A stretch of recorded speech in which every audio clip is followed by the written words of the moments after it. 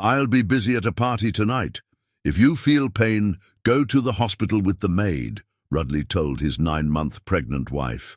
She shattered his world after giving birth to their son. Hello, my precious and deeply respected family.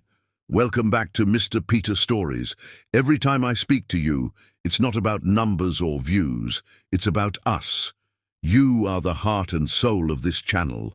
Your love, your presence, your kindness, they give meaning to every story I share. Sometimes I wonder quietly, are you still here with me? Not for fame, not for recognition, but for the bond we share. If your heart still walks beside mine, please write in the comments, I am here. Those words remind me that no matter what, our love remains unshaken. Please receive this prayer, offered with all the love and respect you deserve. May peace surround you like a gentle breeze. May your days be filled with light and your nights wrapped in calm. May love guide your steps and kindness fill your soul. May your family be safe, your dreams grow bold, and may you always feel the warmth of being truly seen and deeply cherished. This space is more than just a channel. It is a sanctuary of love, respect, and connection. And always remember, I am here. Rain hammered against the floor-to-ceiling windows of their Manhattan penthouse, each drop mirroring the relentless contractions that had been building for hours. She pressed her palm against the cold glass, watching the city lights blur through. The storm, her reflection pale and desperate in the darkness. 9 months pregnant, her body ached with the weight of their unborn child, but the pain in her heart cut deeper than any physical agony. Alan, she called softly, turning from the window to face her husband. He stood across their sprawling living room, adjusting his platinum cufflinks with the same meticulous attention he gave everything that mattered to him.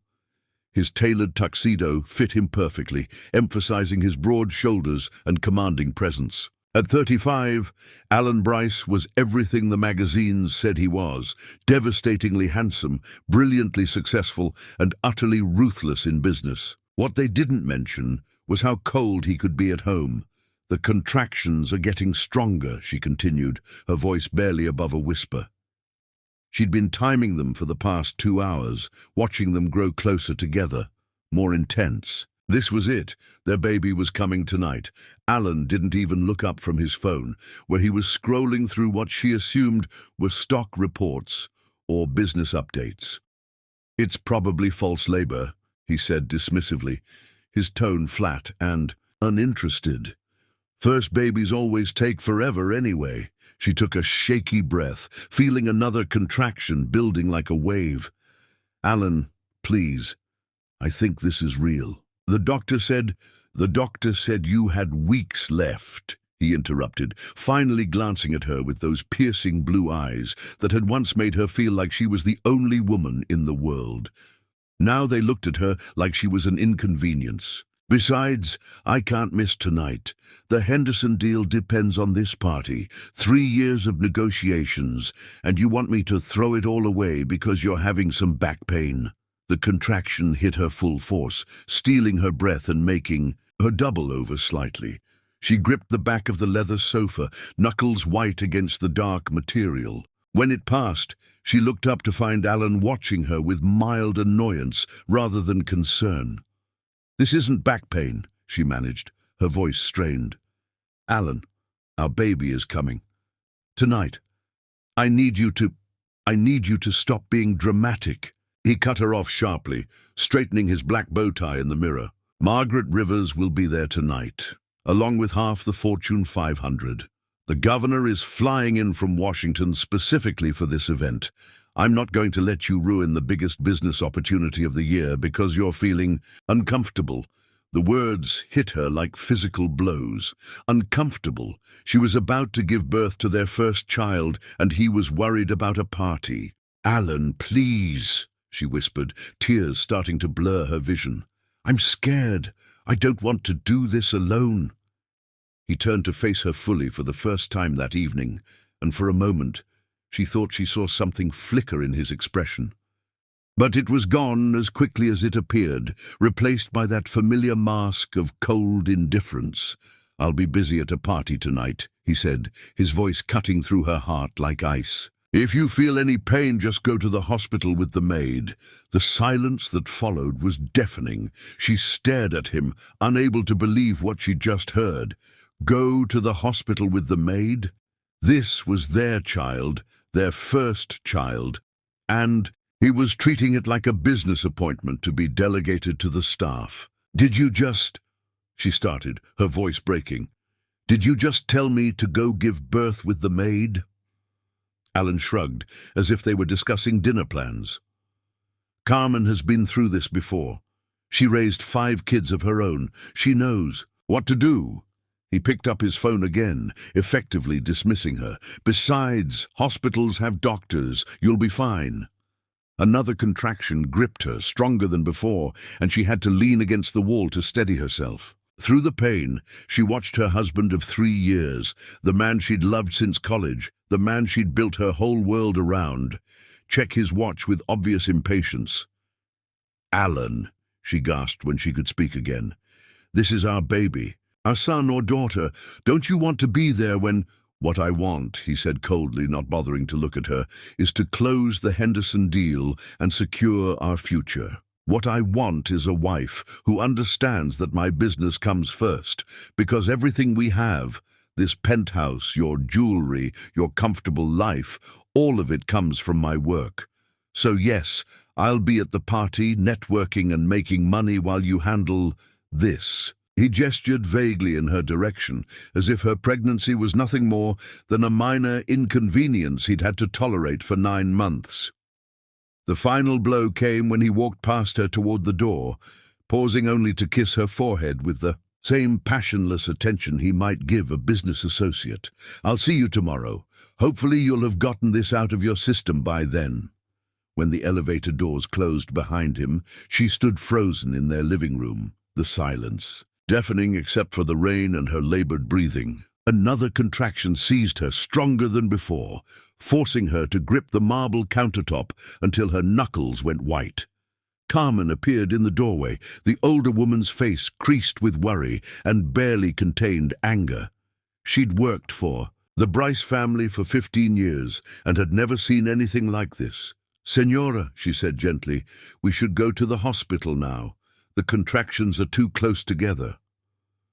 The drive to the hospital was a blur of pain and heartbreak. Each contraction reminded her that she was about to become a mother, while her husband was probably already charming investors and discussing profit margins over champagne and caviar.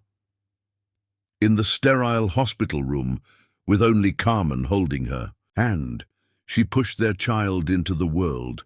The pain was excruciating, but it was nothing compared to the agony of knowing that Alan had chosen a party over this moment, the moment their child took his first breath. When the doctor placed their son in her arms, she looked down at the most beautiful thing she'd ever seen. Perfect tiny fingers, dark hair still wet from birth, and when he opened his eyes for the first time, they were the same startling blue as his father's. "He's perfect," Carmen whispered, tears streaming down her weathered cheeks. But as she held her son, feeling his warm weight against her chest, something cold and hard settled in her heart. Alan had made his choice. He'd chosen money over family, business over love, a party over his own child's birth. With shaking hands, she reached for her phone and started recording. "Hello, my beautiful boy," she whispered to the camera, making sure to capture her son's face and the hospital bracelet around her wrist with the date and time clearly visible. "I'm your mother, and I need you to know something important. Tonight, while you were being born, while I was bringing you into this world, your father was at a party. He told me to come to the hospital with the maid because he had more important things to do." Her voice grew stronger as she continued, the pain and betrayal crystallizing into something harder, more dangerous. "He chose champagne and business, deals over watching you take your first breath. He chose strangers and money over being here for the most important moment of our lives. But I want you to remember this, my darling. He made that choice, and choices have consequences." She ended the recording, and held her son closer, pressing a gentle kiss to his forehead. "Your father thinks he can take everything for granted," she whispered against his soft skin. "He thinks he can treat people like they're disposable, like love and family are just inconveniences to be managed, but he's about to learn that he's very, very wrong." 3 hours later, when Alan finally bothered to call, she was already gone. The penthouse stood empty, except for the divorce papers on his desk and a single note. "You chose a party over your son's first breath. Now you'll spend the rest of your life paying for that choice." The wife you thought was disposable. She disappeared into the night with their son. She was no longer the naive woman who'd believed in love conquering all. That woman had died in the delivery room tonight. In her place was born something far more dangerous. A woman with nothing left to lose and a lifetime to plan the perfect revenge. Chapter 2. The Phoenix Rises. 7 years had forged Lola Love from heartbreak into something infinitely more dangerous. A woman who understood that true power lay not in emotion, but in calculation.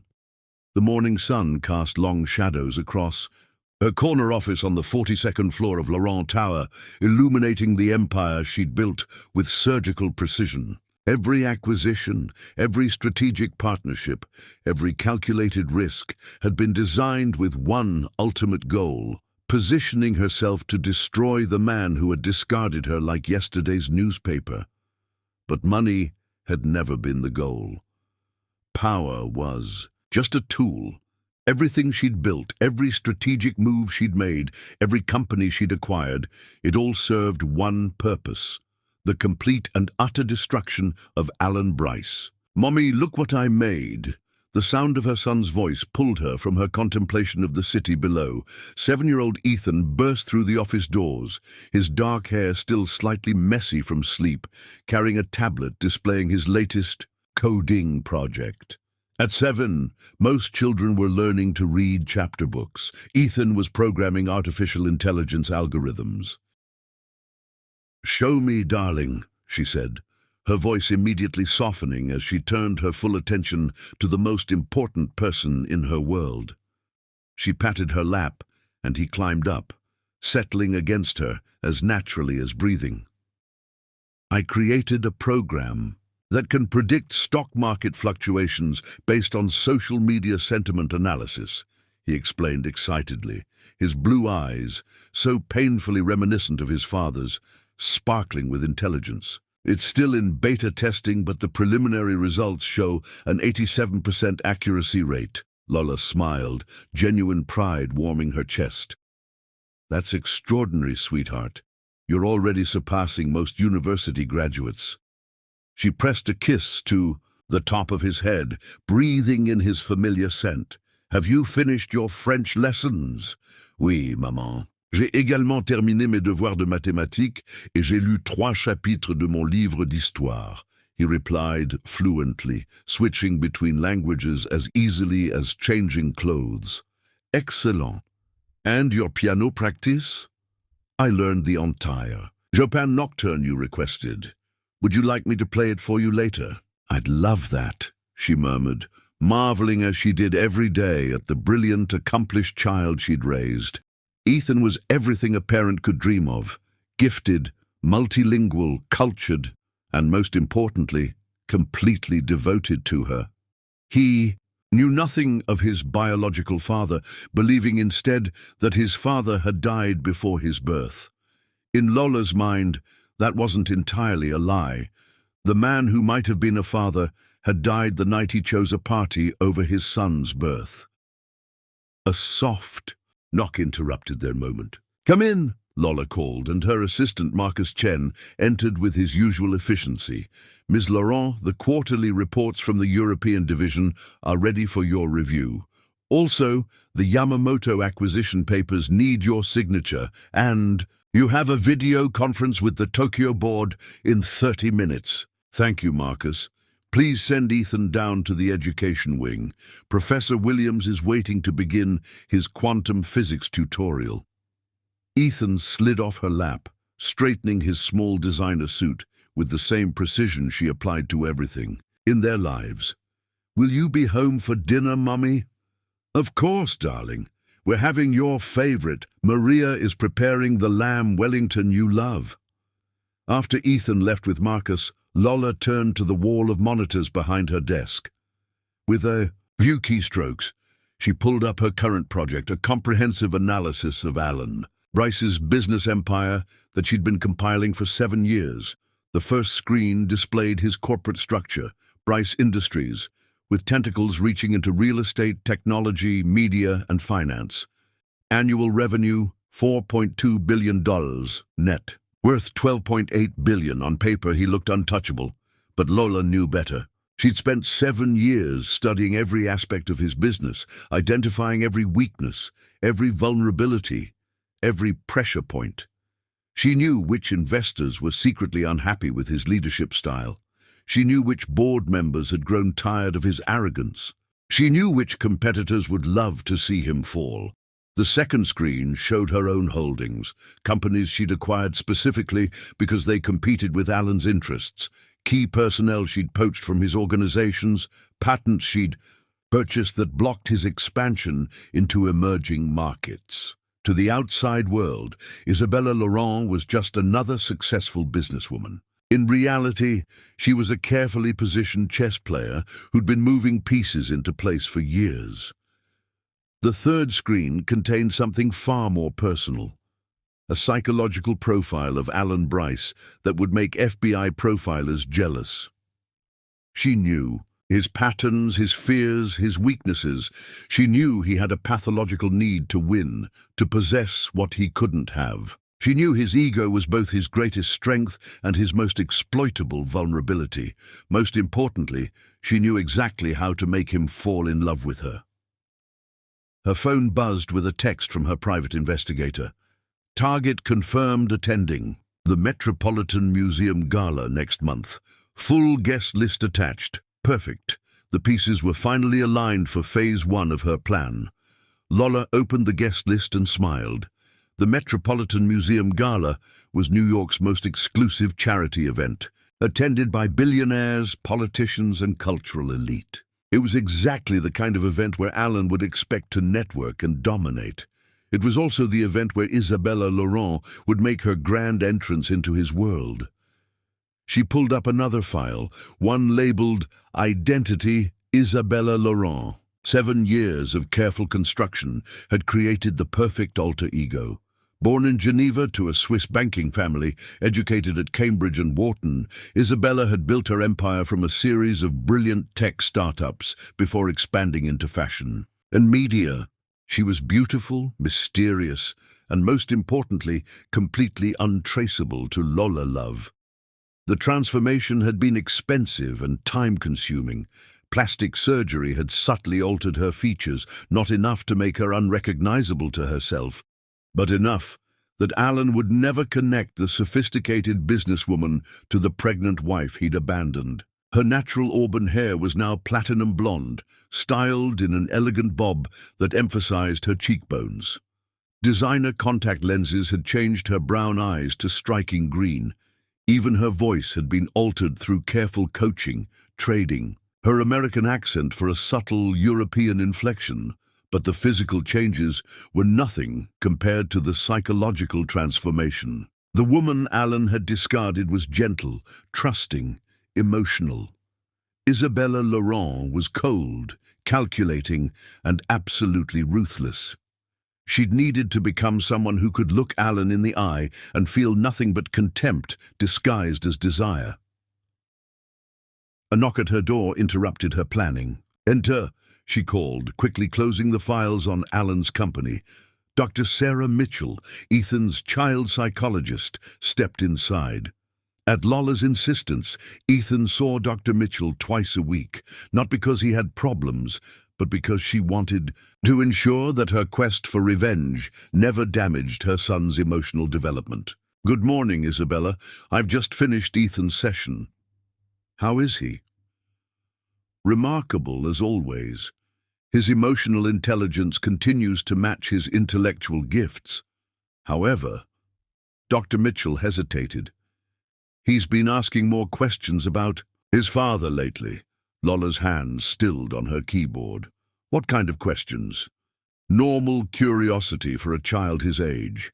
He wants to know what his father was like, whether he would be proud of Ethan's accomplishments. I think it's healthy, actually. He's beginning to form his own identity, separate from yours.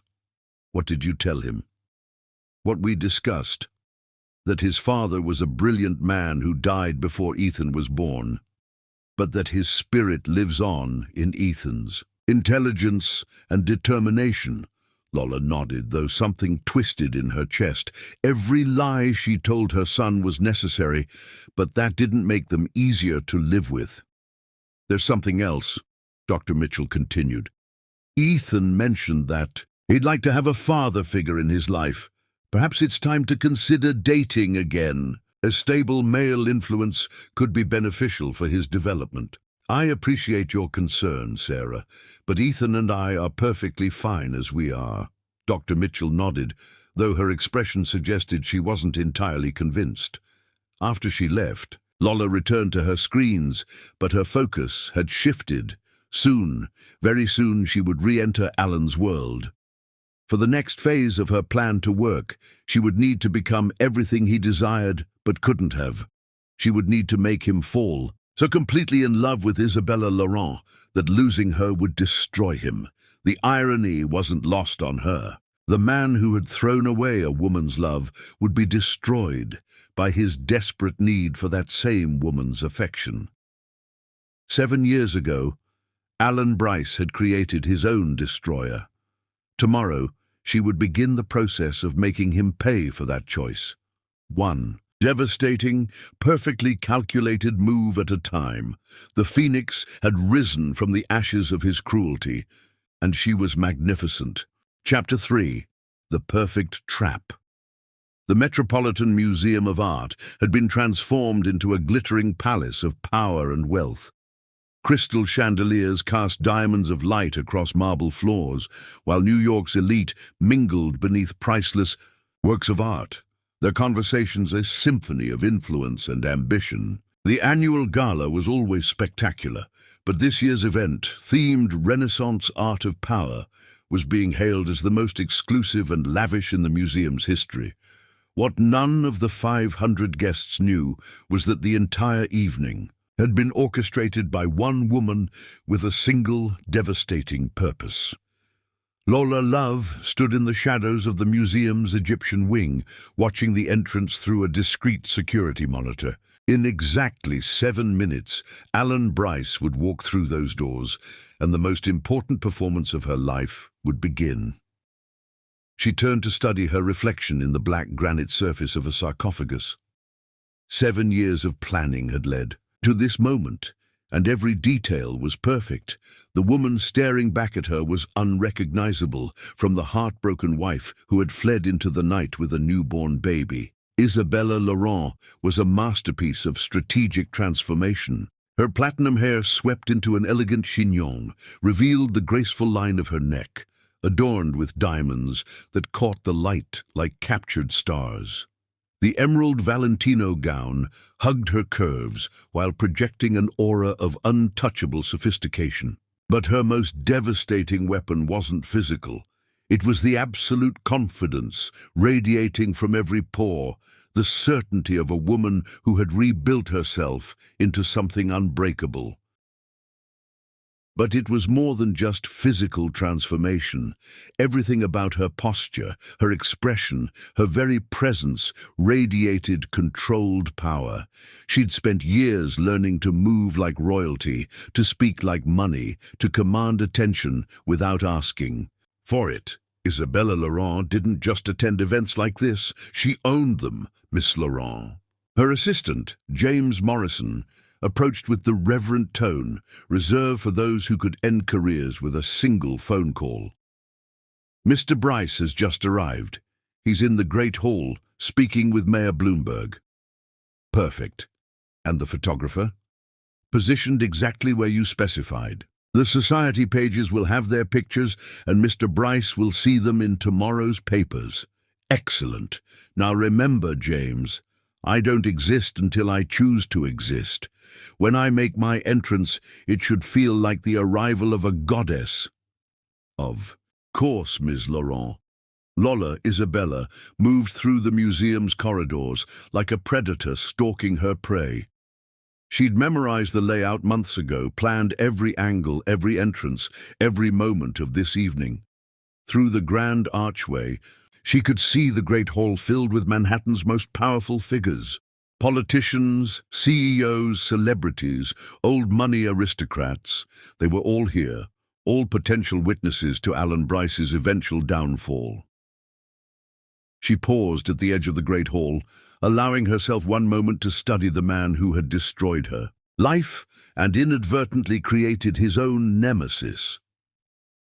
Alan stood near the center of the room, commanding attention as he always did.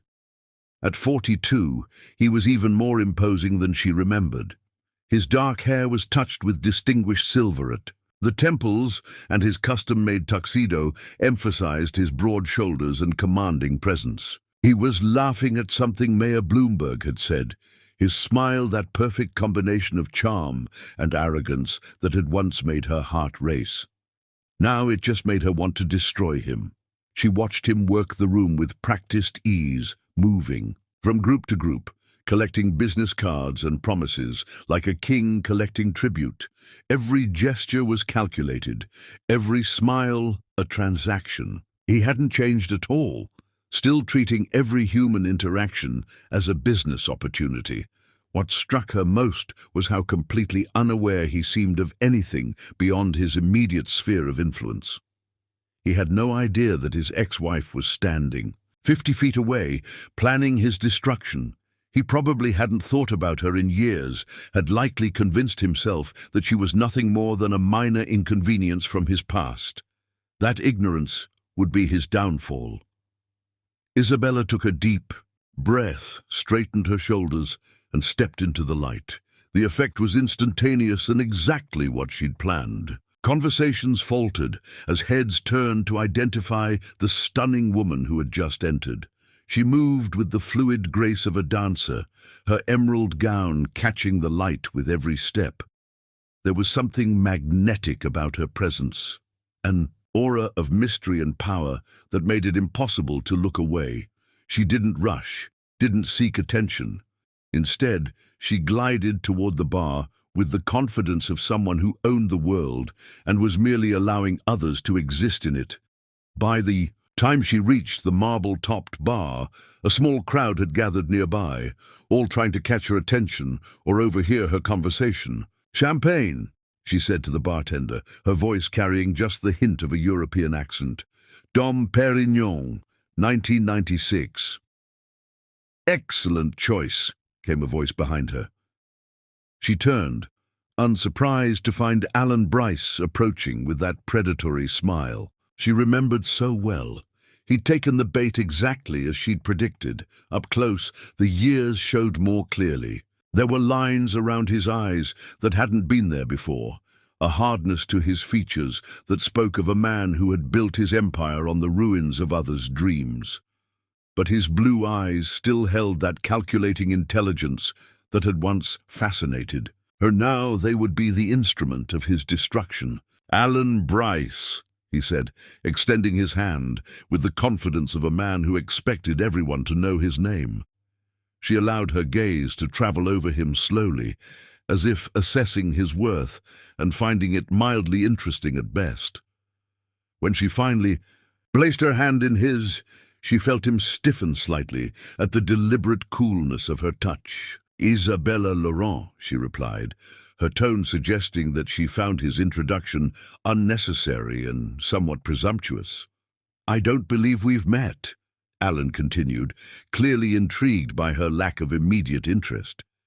He was used to women and men responding to his presence with barely concealed excitement. Isabella's indifference was like catnip to his ego. "We haven't," she confirmed, accepting her champagne from the bartender without breaking eye contact. "I would have remembered." There was something in the way she said it, not quite insult, not quite compliment, that made Alan's smile falter for just a moment. She'd struck the perfect note, interested enough to continue the conversation, dismissive enough to wound his pride. "You're not from New York," he observed, moving closer under the pretense of making room for other guests at the bar. "I'm from many places," she replied cryptically, taking a sip of her champagne, "though I suppose that's the luxury of not being tied down by provincial thinking." The subtle dig at New York, his city, his territory, made his jaw tighten almost imperceptibly. Perfect. She was already under his skin. "And what brings you to our provincial little gala?" he asked, his tone carrying just a hint of edge. "I'm considering a significant donation to the museum's new wing. Though after this evening, I may need to reassess whether New York's cultural institutions are worthy of my investment." It was masterfully done.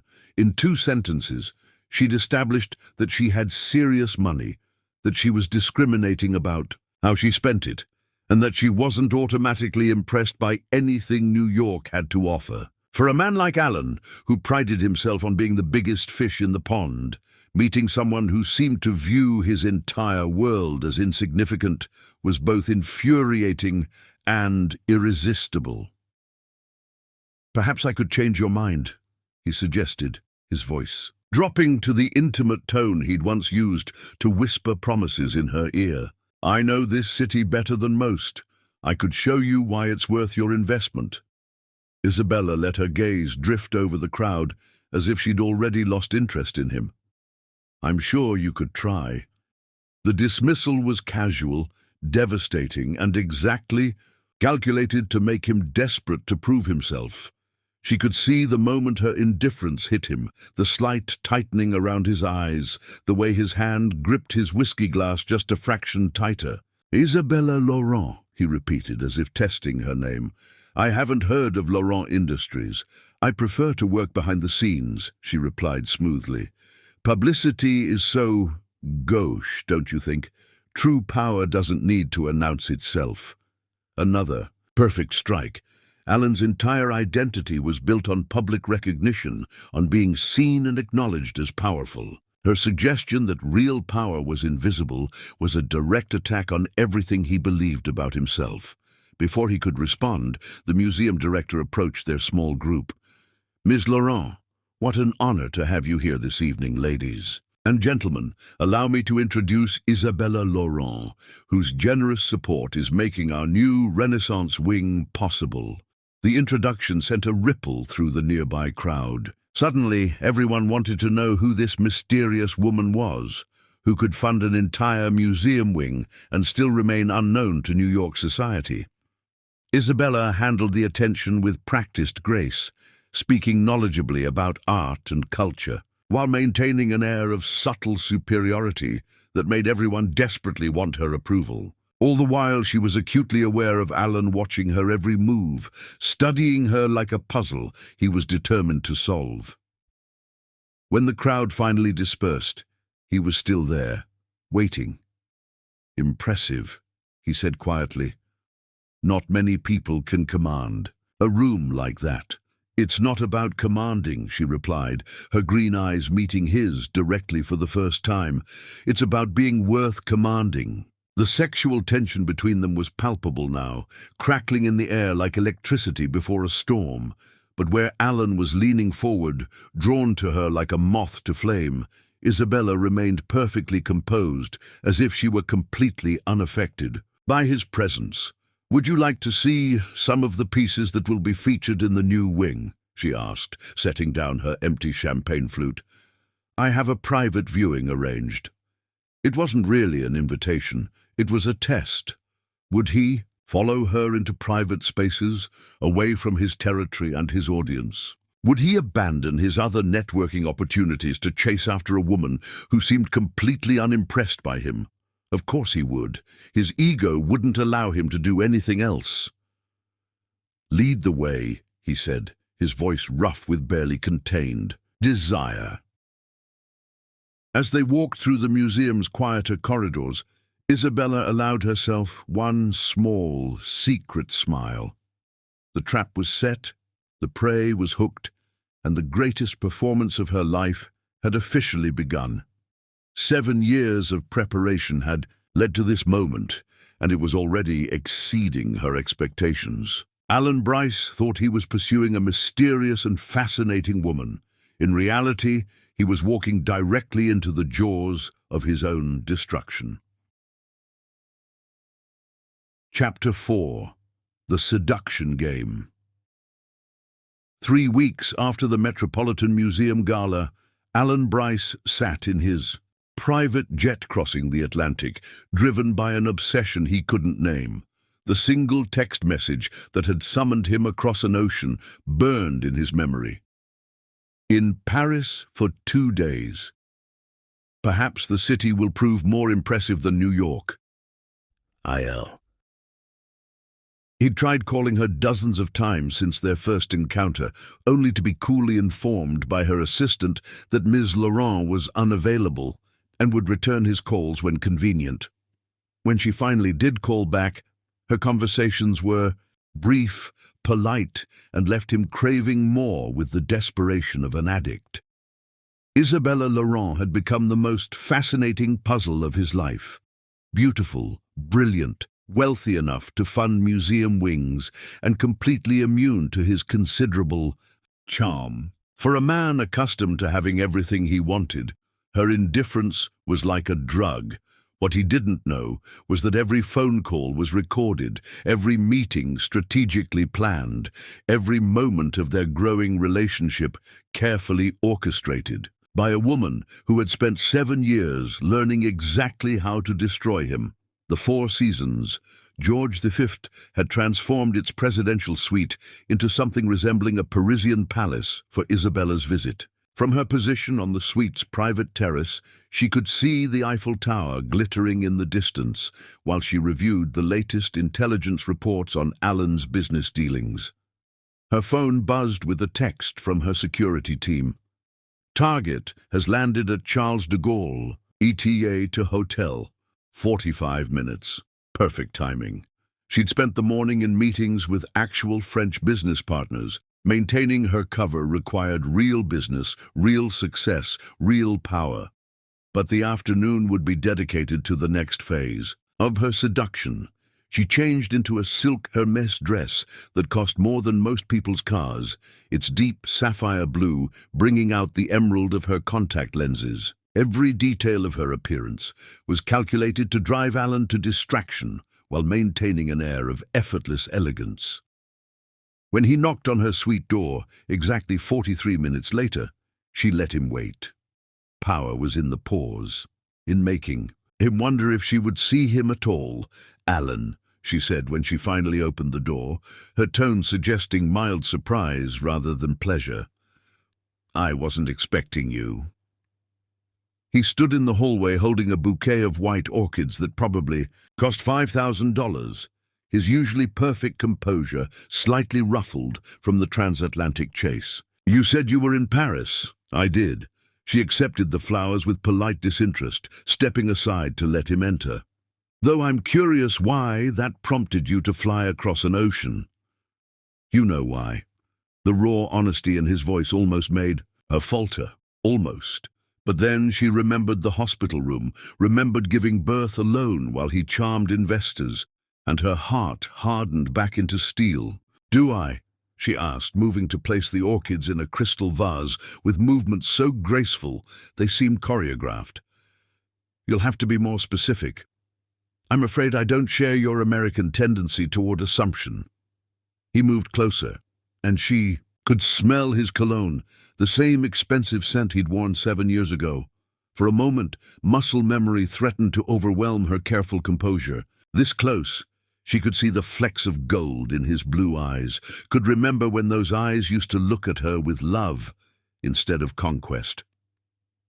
"I can't stop thinking about you," he said quietly, his voice dropping to that intimate register that had once made her melt. "Ever since the gala, you're all I think about." "How intense," she replied, injecting just enough amusement into her tone to sting. though I suppose it's flattering that someone of your reputation finds me memorable. The way she said reputation, as if she'd heard things about him that weren't entirely positive, made his jaw tighten. She was playing him perfectly, alternating between attraction and dismissal, keeping him off balance and desperate to prove himself worthy of her attention. "Have dinner with me," he said, and there was something almost vulnerable in the request that caught her off guard. "Please." She let the silence stretch between them, pretending to consider while studying his face. 7 years had changed him, in subtle ways. There were deeper lines around his eyes, a hardness to his features that spoke of too many ruthless business decisions. But underneath the power and arrogance, she could still see traces of the man she'd once loved. That man had died the night he chose a party over his son's birth. "I suppose I could be persuaded," she said finally. "Though I should warn you, I have very specific tastes. Name it, anywhere in the city." "Not the city," she corrected with a small smile that didn't reach her eyes. "I know a place, a little restaurant in Provence that only serves dinner to one party per evening. They require 24 hours' notice." She watched his face as the implications sank in. To have dinner with her, he would need to extend his trip, cancel whatever meetings he had scheduled back in New York, essentially rearrange his life around her whims. "Consider it done," he said without hesitation, and just like that she had him exactly where she wanted him. The restaurant in Provence was everything she'd promised: intimate, exclusive, impossibly romantic. Nestled in a vineyard overlooking rolling hills dotted with lavender, it felt like something from a fairy tale. The only sounds were the gentle clink of silverware and the distant church bells from the village below. Isabella had chosen the location carefully. Away from his familiar territory, surrounded by beauty that demanded honest emotion, Alan would be at his most vulnerable, and vulnerable men told secrets. "Tell me about your family," she said over the second course, swirling wine in her glass. With practiced elegance, his fork paused halfway to his mouth. "What would you like to know?" "Everything. Where you come from, what shaped you, what drives you." She leaned forward slightly, her voice becoming softer, more intimate. "I find that you can't truly know someone without understanding their origins." It was masterfully done. The question seemed genuine, interested, but it was actually a carefully baited hook.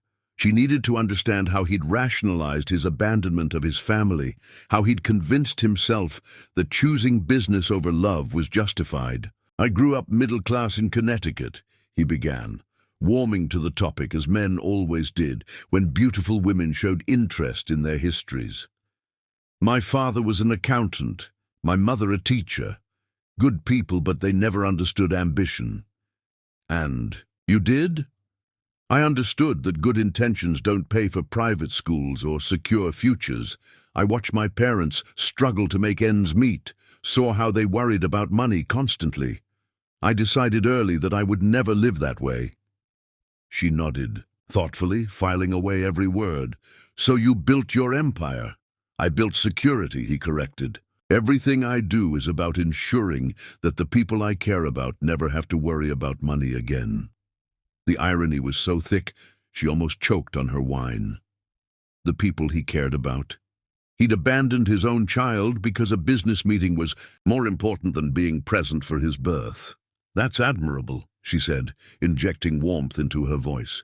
"Family is everything, isn't it?" Something flickered across his expression, too quick for most people to catch, but she'd been studying him for 7 years.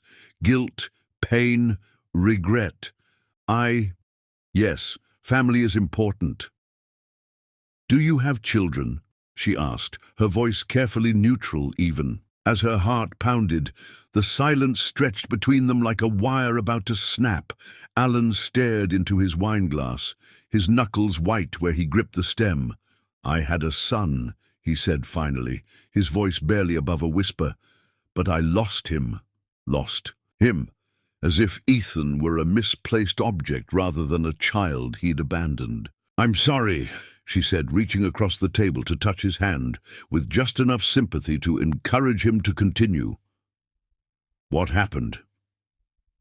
I made mistakes, he admitted, and for the first time since she'd re-entered his life, his arrogance cracked, to reveal something raw underneath. I was young, focused on building my business. I thought there would be time later to be a father, but when you take love for granted, it disappears. She wanted to scream. She wanted to grab him by the shoulders and tell him that love hadn't disappeared. He'd thrown it away like garbage. She wanted to show him pictures of Ethan, their brilliant, beautiful son, who would never know his father because Alan had chosen money over family. Instead, she squeezed his hand gently. Perhaps it's not too late.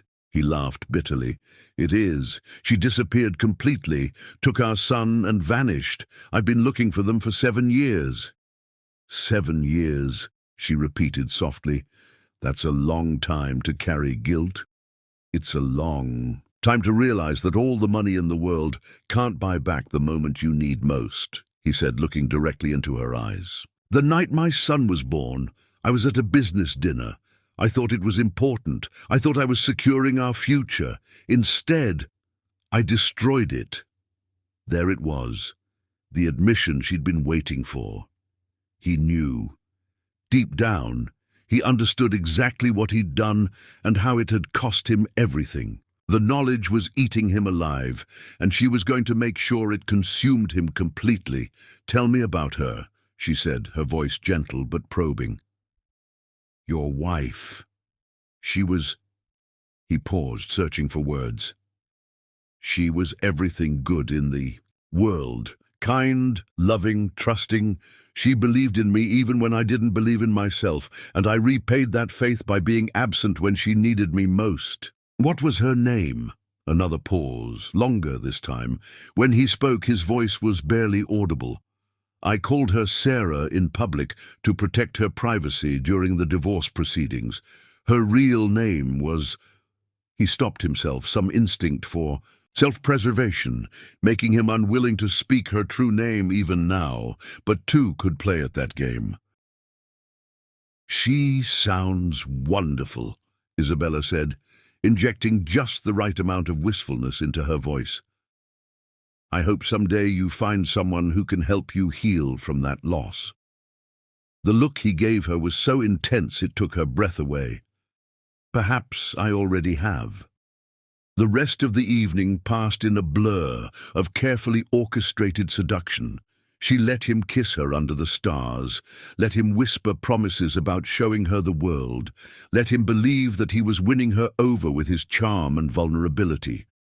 What he didn't see were the micro cameras recording every word, the GPS tracker she'd slipped into his jacket pocket, the way she'd maneuvered him into revealing key details about his business operations under the guise of romantic conversation. When they returned to Paris the next morning, Alan was completely under her spell. He cancelled meetings, extended his trip, and spent every available moment trying to convince her to return to New York with him. I have business in London, she told him as they shared breakfast on her hotel terrace. But perhaps, if you asked nicely, I might be persuaded to visit New York again soon. When? He asked immediately. When you've proven that you're worth my time, she replied with a smile that promised everything and guaranteed nothing. As his plane lifted off from Charles de Gaulle that afternoon, Alan Bryce believed he was falling in love with the most fascinating woman he'd ever met. In reality, he'd just handed his destroyer everything she needed to complete his annihilation. Every secret he'd shared, every vulnerability he'd revealed, every moment of trust he'd offered, it was all ammunition in her carefully constructed arsenal. The seduction game was proceeding exactly as planned, and Alan was losing without even realizing the rules had changed. 7 years ago, he'd chosen a party over love. Now love, or what he thought was love, would be the weapon that destroyed him completely. Chapter 5. Infiltrating his empire. 3 months after Paris, Isabella. Laurent had become indispensable to Alan Bryce's world. She attended board meetings as his strategic advisor, graced charity events as his partner, and had seamlessly woven herself into the fabric of Manhattan's power elite. Every conversation was recorded. Every document was photographed. Every business secret was catalogued for future use. What Alan saw as love, Isabella knew was warfare. "Good morning, beautiful," Alan murmured, sliding his arms around her waist as she stood at the windows of his penthouse office, watching the city wake up, 42 floors below. The irony wasn't lost on her. This was the same office where he'd dismissed her pregnancy 7 years ago, choosing a party over their child's birth. "Good morning," she replied, allowing herself to lean back against his chest, while her mind catalogued every detail of his morning routine. He always checked his phone first, then reviewed overnight market reports, then called his assistant with the day's priorities. Predictable patterns were exploitable weaknesses. "Ready for today's board meeting?" he asked, pressing a kiss to her neck that she felt nothing for beyond its strategic value. "Of course. Though I'm curious about this Henderson Industries acquisition you've been pursuing." She turned in his arms, her expression one of casual interest. 3 years is a long time to chase a single deal. His face darkened slightly. "Henderson's been challenging. The old man's stubborn, won't admit his company's bleeding money, but I'll get him eventually. I always do." Isabella had been studying the Henderson situation for weeks. What Alan saw as stubborn resistance, she recognized as a man trying to protect his family's legacy from a corporate raider who would strip the company for parts. Henderson Industries would be perfect for her purposes.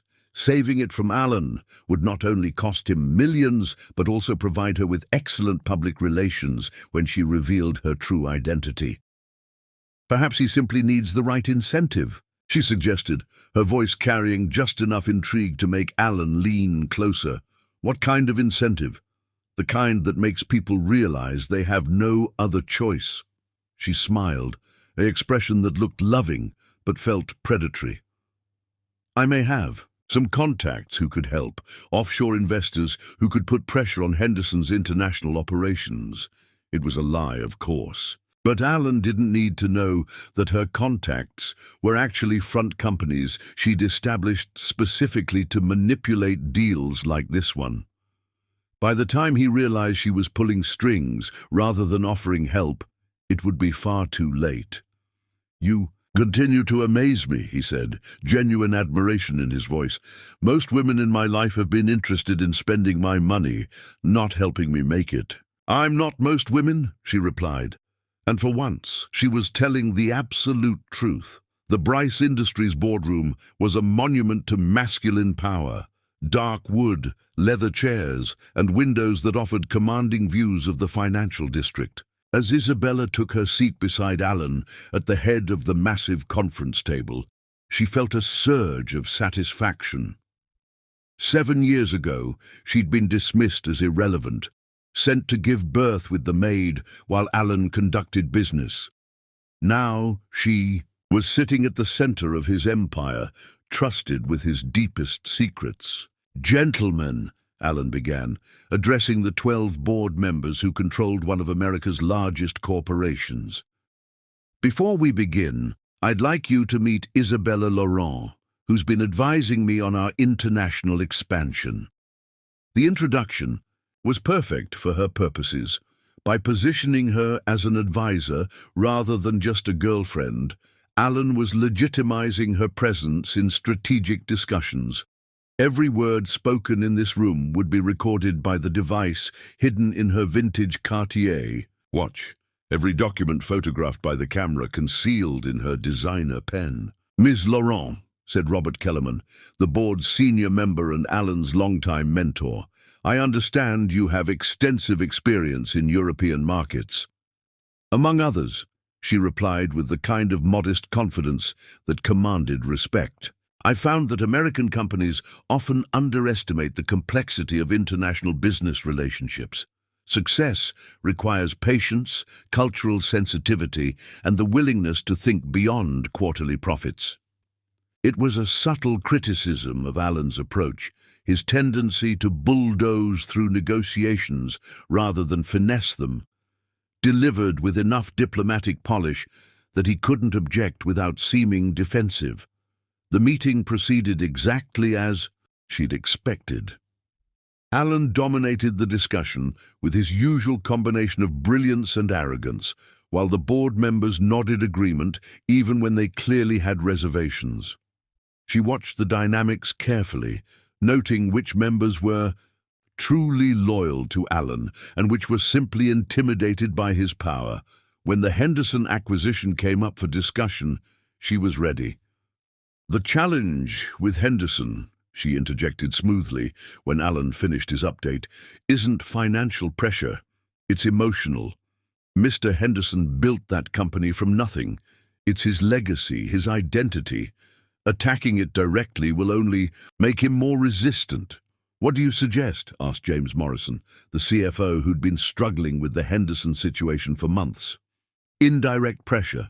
Create circumstances that make selling to Bryce Industries seem like salvation rather than defeat. I have contacts in European manufacturing who could temporarily disrupt Henderson's supply chains. Nothing illegal, of course, just market forces that make his position untenable." She was offering to orchestrate Henderson's destruction while making it look like natural business pressures. It was exactly the kind of ruthless strategy that would appeal to Alan while giving her complete control over the timeline and execution. "That's actually brilliant," Alan said, his voice filled with admiration and something deeper, trust. "How quickly could your contacts move?" 2 weeks for initial pressure, full implementation within a month. She paused, letting her next words carry just enough reluctance to make them seem genuine. "Though I should mention, this would essentially end any possibility of Henderson maintaining independence. Once we begin, we have to be prepared to acquire the entire company." "Even better," Alan replied immediately. "I've wanted Henderson Industries for 3 years. If your plan works, we'll own them by Christmas." The other board members murmured approval, already calculating profit margins and market advantages. None of them suspected that Isabella was offering to destroy Henderson Industries, not to help Alan, but to position herself as the company's white knight when the time came for her revelation. After the meeting, Alan's assistant approached with his afternoon schedule. "Your 3 p.m. with the Yamamoto Group has been moved to Thursday," she said efficiently, "and your mother called about Sunday dinner." Isabella felt her pulse quicken. Meeting Alan's family would be another crucial step in her infiltration, and another opportunity to gather information about his psychological weaknesses. "We should go," Alan said immediately. "My mother's been asking about you for weeks." "I'd be honored," she replied, though inwardly she was already planning how to use the encounter to her advantage. The Bryce family estate in the Hamptons was exactly what she'd expected. Old money elegance designed to intimidate and impress. As their car pulled up the circular drive, she studied the Georgian mansion where Alan had grown up, filing away details that might prove useful later. Margaret Bryce was a formidable woman in her 70s, with silver hair, sharp eyes, and the kind of understated power that came from decades of controlling New York society. She greeted Isabella with polite warmth, but her gaze was assessing, searching for hidden motives or character flaws. "So you're the woman who's captured my son's attention," she said as they sat for tea in a sun-filled conservatory overlooking manicured gardens. "I hope I live up to his descriptions," Isabella replied, with exactly the right amount of humility mixed with confidence. "He's smitten," Margaret said bluntly. "I haven't seen him this focused on anything outside of business in years. Not since—" She paused, glancing at Alan with something that might have been regret. "Not since Sarah," Alan finished quietly, using the false name he'd given Isabella for his ex-wife. Margaret's expression tightened almost imperceptibly. "Yes, that was unfortunate." Isabella leaned forward slightly, projecting sympathetic interest. Alan mentioned that he has a son he hasn't seen in years. That must be difficult for you as well, not knowing your grandson. The change in Margaret's demeanour was immediate and devastating. Her composed mask cracked, revealing raw pain underneath. "Ethan would be 7 now," she whispered. "I have a grandson I've never met, will probably never meet. It's the greatest regret of my life, Ethan." Hearing her son's name spoken by his grandmother, a woman who genuinely mourned his absence, threatened to shatter Isabella's carefully maintained composure. She'd expected cold dismissal, justifications for Alan's behavior. Instead, she found genuine grief and a grandmother's love for a child she'd been denied. "I blamed Sarah for taking him," Margaret continued, tears gathering in her eyes. "But as the years passed, I began to understand why she ran. Alan was so focused on proving himself, on building his empire, that he forgot what he was building it for." "Mother," Alan said uncomfortably. "Don't mother me," Margaret snapped with surprising force. "You lost the best thing that ever happened to you because you thought a business deal was more important than being present for your son's birth. I raised you better than that." The naked pain in both their voices almost broke Isabella's resolve. These weren't monsters, they were broken people living with the consequences of Alan's choice. Margaret's grief was genuine, her regret authentic. Even Alan's anguish seemed real. But then she remembered the hospital room, the labor pains, the fear, the devastating loneliness of bringing her child into the world while his father charmed investors at a party. "Perhaps it's not too late," she said softly, reaching over to squeeze Alan's hand. "Love has a way of finding its way back." "You're an optimist," Margaret replied sadly. "But some mistakes can't be undone. Some choices echo forever." As they drove back to the city that evening, Alan was unusually quiet. Finally he spoke. "I'm sorry you had to see that. My mother, she's never forgiven me for losing my family." "She loves you," Isabella replied carefully. "But she also loved them. It's possible to grieve a loss while still hoping for redemption." "Do you really believe that? That some mistakes can be forgiven?" The vulnerability in his voice was almost her undoing. For a moment she saw not the man who had destroyed her life, but the father who had lost his child, the son who had disappointed his mother, the human being who lived every day with the weight of his choices. Then she remembered her 7-year-old son asking why other children had fathers, and her heart hardened back into steel. "I believe," she said slowly, "that forgiveness must be earned.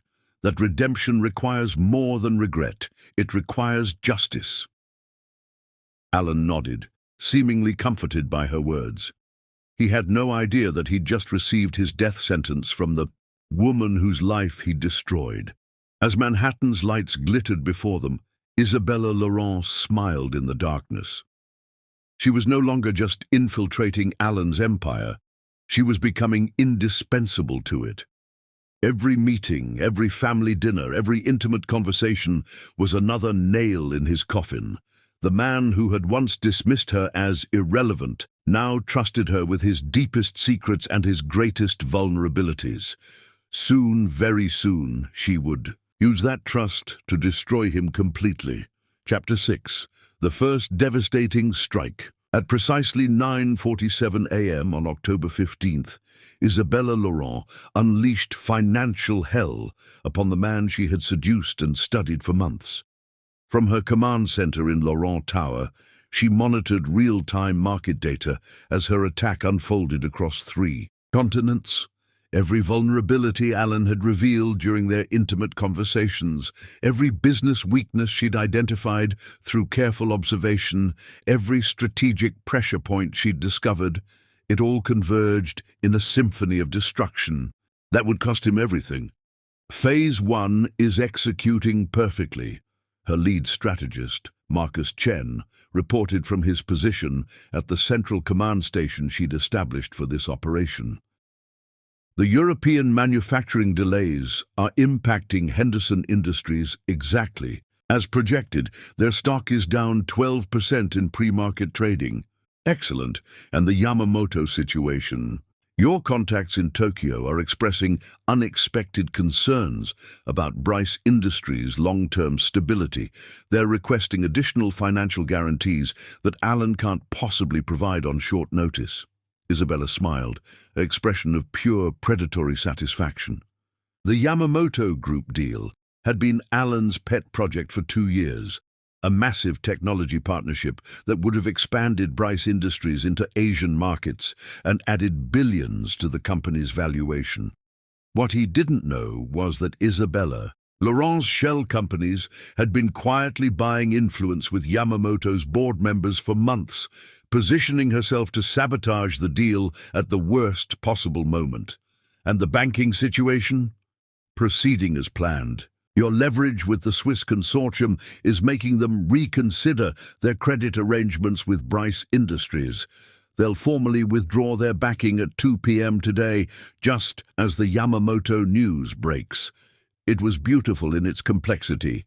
3 separate crises hitting simultaneously, each one explainable as bad luck or market forces, but together creating a perfect storm that would devastate Alan's empire. And the most exquisite part, she would be there to comfort him through every devastating blow. Her phone buzzed with a text from Alan. Emergency board meeting called. Something's wrong with the Henderson deal. Need you here. She typed back quickly. On my way.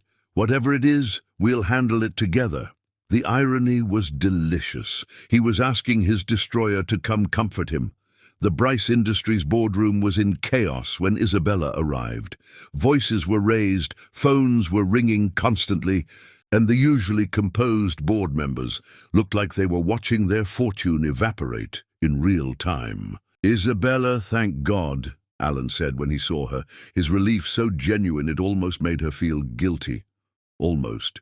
He pulled her aside, his face pale with stress. Everything's falling apart at once. Henderson's suppliers are backing out. The Yamamoto Group is having second thoughts, and 3 of our major creditors are demanding additional guarantees. That does seem unusual, she replied, injecting just the right amount of concern into her voice. These are all separate deals. There shouldn't be any connection. That's what I thought, but the timing... He ran his hands through his hair, a gesture she remembered from their marriage when he was overwhelmed. It's like someone coordinated this attack. If only he knew how right he was. Let me make some calls, she offered, squeezing his hand supportively. My European contacts might have insights into what's happening with Henderson's supply chain. She stepped into an adjacent conference room and dialed a number she'd memorized months ago. Robert? It's Isabella. I need you to implement phase 2 of the Henderson operation. Yes, now, make it look like market pressures, not manipulation. When she returned to the boardroom, Alan was studying financial reports with the intensity of a general reviewing battle plans. The numbers told a devastating story. Bryce Industries was hemorrhaging value by the hour. What did you find out? He asked immediately. It's worse than we thought, she said, her voice heavy with manufactured sympathy. My contact in Geneva says there are rumors circulating about Bryce Industries' debt-to-equity ratios. Someone's been questioning your company's long-term viability. It wasn't a complete lie. She had been questioning Bryce Industries' viability, just not in the way Alan imagined. Rumors. What kind of rumors? Nothing specific, but in international finance, perception becomes reality very quickly. If investors start to worry... She let the implication hang in the air. The color drained from Alan's face. He understood better than anyone how quickly confidence could evaporate in the financial world. We need to control the narrative, get ahead of this before it spirals. Agreed. I can reach out to my media contacts, see if we can get some positive coverage to counter whatever negative sentiment is building. She was offering to help, while simultaneously orchestrating his destruction. It was manipulation so pure, it was almost artistic. Over the next 6 hours, Isabella watched Alan's empire take hit after hit. The Henderson deal collapsed when their primary supplier suddenly terminated their contract due to unforeseen logistical complications. The Yamamoto Group formally withdrew from negotiations, citing concerns about market stability. 3 major creditors demanded immediate collateral reviews. Through it all, she played the perfect supportive partner. She fielded phone calls, offered strategic advice, and provided emotional support while secretly coordinating each devastating blow. It was exhausting maintaining the performance, but the results were everything she'd hoped for.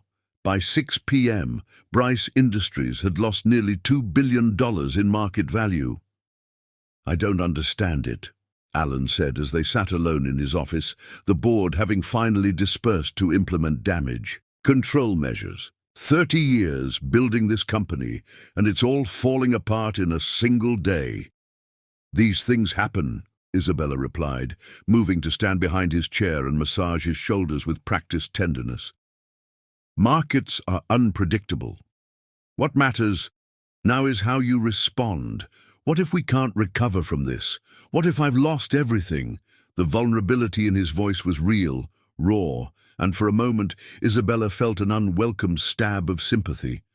This was the man she'd once loved, the father of her child, broken and afraid. But then she remembered why she was doing this. Every moment of pain he was experiencing now was nothing compared to what he'd put her through.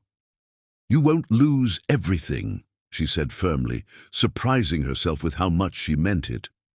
"You're brilliant, ruthless, and you have resources most people can only dream of. This is a setback, not an ending." "And I have you," he said, turning in his chair to look up at her. "I don't know what I'd do without you right now." The irony was so thick she could taste it. He was clinging to his destroyer like a lifeline. "You'll never have to find out," she promised. And in that moment she realized she was enjoying this far more than she'd expected. The power, the control, the exquisite justice of using his own trust against him. It was intoxicating. That night, as they lay in his penthouse, Alan clung to her like she was his salvation while she calculated his next wound. "Isabella," he whispered against her skin, "I think I'm falling in love with you." The words that once would have healed her heart now felt like victory. 7 years ago, she desperately wanted to hear those words from him. Now, they were just confirmation that her trap was working perfectly. "I love you too," she whispered back, the lie coming easily now. As Alan fell asleep in her arms, Isabella stared at the ceiling and calculated her next moves. Today had been just the beginning, a warning shot to destabilize his confidence and make him desperate. The real destruction was yet to come. She reached for her phone and sent a single encrypted message to her team. Phase 1 complete. Initiate Phase 2 in 72 hours. Alan Bryce thought he was weathering a storm with the woman he loved by his side. In reality, he was sleeping with the architect of his destruction, and the worst was yet to come. The first devastating strike had landed exactly as planned. His empire was wounded, his confidence shaken, and his dependence on her absolute. Everything was proceeding perfectly. Chapter 7. Psychological Warfare. 4 weeks after the financial assault that had devastated Bryce Industries, Isabella Laurent deployed her most sophisticated weapon yet, the systematic erosion of Alan's psychological defenses through carefully triggered memories he couldn't consciously identify. The campaign began with surgical precision. Restaurant choices that echoed his past, music from 7 years ago playing softly in elevators, perfumes that stirred buried guilt. Each trigger was subtle, designed to create unease without awareness, guilt without understanding. "Let's try this restaurant," she suggested one evening, guiding him toward a small Italian place in Little Italy. "I heard they have incredible lasagna." What she didn't mention was that lasagna had been his ex-wife's favorite dish during her pregnancy, something she discovered during her years of obsessive research into every detail of their former life together. She watched his face as they entered the restaurant, noting the slight tension around his eyes, the way his hand tightened imperceptibly on hers. "This place reminds me of something," he said, frowning as they were seated at a table near the window. "Good. Memories, I hope," she replied with false innocence, while internally cataloguing his discomfort. Throughout dinner, she steered the conversation toward family, loyalty, and the bonds that tie people together. "I was reading an article about successful marriages," she said over dessert, "and it mentioned that the strongest relationships are built on being present for life's most important moments. What do you think makes the difference between couples who last and those who don't?" Alan's fork paused halfway to his mouth. "Timing, I suppose, being there when it matters most." "Exactly, like when a child is born or someone you love is in pain. Those moments define relationships, don't you think?" She watched him swallow hard, saw the way his gaze became distant. He was remembering, even if he didn't consciously realize why her words affected him so deeply. The psychological manipulation escalated over the following days. She played music from 7 years ago, songs that had been popular when she was pregnant, melodies that might trigger sense memories he'd buried. She wore perfumes similar to the ones she'd used during their marriage. She even arranged for them to walk past the hospital where Ethan had been born, watching Alan's inexplicable unease as they passed the entrance where she'd labored alone. "Are you feeling all right?" she asked with feigned concern as they continued. "Down the street. You seem tense." "I'm fine," he replied automatically, but she could see the confusion in his eyes. His subconscious was picking up on all the triggers, creating a sense of unease he couldn't explain. The cruelest stroke of her psychological campaign came 2 weeks later, when she arranged what she called a chance encounter with the most important weapon in her arsenal. "I want to show you something special," she told Alan on a crisp Saturday morning. "There's a children's science fair at the Natural History Museum. The future generation of innovators. I thought you might find it inspiring." Alan, still reeling from his company's ongoing financial struggles and desperate to spend time with the woman who seemed to be his only source of stability, agreed immediately. The museum was crowded with families, children's voices echoing through the halls as young scientists displayed their projects. Isabella moved through the crowd with predatory precision, guiding Alan toward a specific exhibit she'd located weeks in advance. "Look at this one," she said, stopping in front of a display titled Artificial Intelligence Applications in Predictive Market Analysis. The project was sophisticated beyond anything typically seen at a children's science fair, complete with working algorithms and real-time data integration. "Remarkable," Alan said, leaning closer to examine the work. "This is graduate-level analysis. What child could possibly—" "Excuse me, sir," came a voice from behind the display table, and Isabella's heart clenched as Ethan stepped into view. "Would you like me to explain how the program works?" At 7 years old, Ethan was everything she'd dreamed he would become. Brilliant, confident, and heartbreakingly beautiful. His dark hair was perfectly styled, his small designer suit impeccable, and his blue eyes, so painfully identical to his father's, sparkled with intelligence and enthusiasm. Alan stared at the boy with obvious fascination. "You created this?" "Yes, sir. I used machine learning algorithms to analyze social media sentiment patterns and correlate them with stock market fluctuations. The program can predict market movements with 87% accuracy." Isabella watched Alan's face carefully, noting the moment when something indefinable shifted in his expression. He was looking at Ethan with more than just professional interest. There was something deeper, some unconscious recognition that made him lean closer. "That's extraordinary. How old are you?" "7, Ethan replied proudly. "I'll be 8 next month." "7," Alan repeated softly, and Isabella saw his hand tremble slightly as he reached toward the boy before catching himself. "Ethan, darling," she interjected smoothly, moving around the display to place a protective hand on her son's shoulder. "This is Mr. Bryce, a friend of Aunt Isabella's." It was the cover story they'd rehearsed. Ethan knew her as Aunt Isabella in public settings, understanding instinctively that their real relationship must remain secret during what Mommy called business trips. "Nice to meet you, Mr. Bryce," Ethan said politely, offering his small hand with the same confidence Isabella had taught him to show in all social situations. Alan took the boy's hand, and Isabella saw something break inside him. The contact lasted longer than necessary, Alan's gaze searching Ethan's face with desperate intensity. "You remind me of someone," Alan said quietly, his voice rough with emotion he didn't understand. "I get that a lot," Ethan replied cheerfully. "Aunt Isabella says I have one of those faces." Isabella forced herself to smile while her heart shattered and rebuilt itself simultaneously.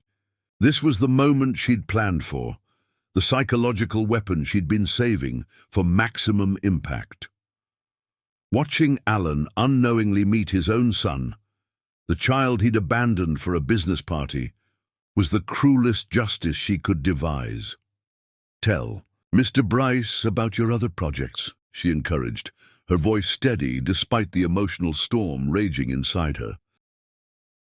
For the next 20 minutes, Alan listened with rapt attention as Ethan explained his various scientific endeavors. The boy was brilliant, articulate, and completely comfortable with adults, everything a father could want in a son. And with every word Ethan spoke, Isabella could see Alan falling deeper under the spell of the child he'd never know was his own. "You're remarkable," Alan told Ethan as they prepared to leave. "I hope we meet again someday." "I'd like that," Ethan replied with genuine warmth. "Maybe you could come to my next presentation. I'm working on a project about sustainable energy applications." "I'd be honored," Alan said, and Isabella heard the sincerity in his voice that made this moment even more devastating. As they walked away from the exhibit, Alan was unusually quiet. Finally, he spoke. "That boy, there's something about him. He seemed so familiar." "Children have that effect sometimes," Isabella replied carefully. "They remind us of possibilities, of hope for the future." "He would be exactly the right age," Alan said suddenly, stopping in the middle of the museum corridor. "For what?" "My son. If he were still alive, if I could see him, he would be exactly that age." His voice broke slightly on the last words. Isabella felt her carefully constructed composure threatening to crack. "Alan, I keep thinking about what kind of man my son might have become. Whether he would be brilliant like that boy, whether he would want to know me, whether I've lost the only chance I'll ever have to be a father." The pain in his voice was raw, genuine, and it took every ounce of her self-control not to tell him the truth, that his son was everything he'd hoped for and more, that Ethan was kind and brilliant and perfect, that he'd lost his chance not through fate, but through his own choices. Instead, she took his hand and squeezed gently. "Perhaps someday you'll have another chance at fatherhood." "With you?" he asked, turning to look at her with such vulnerability that she almost broke. "Perhaps," she lied, knowing that by the time her revenge was complete he would have nothing left, no money, no reputation, no hope of ever having the family he'd thrown away. That night, as Alan held her in his arms, he whispered confessions that cut through her like knives. "I can't stop thinking about that boy," he said into the darkness. There was something about him, the way he looked at the world, the confidence in his voice. If my son had lived with me, if I'd been there to raise him, do you think he might have turned out like that? I think, Isabella said carefully, that children reflect the love they receive.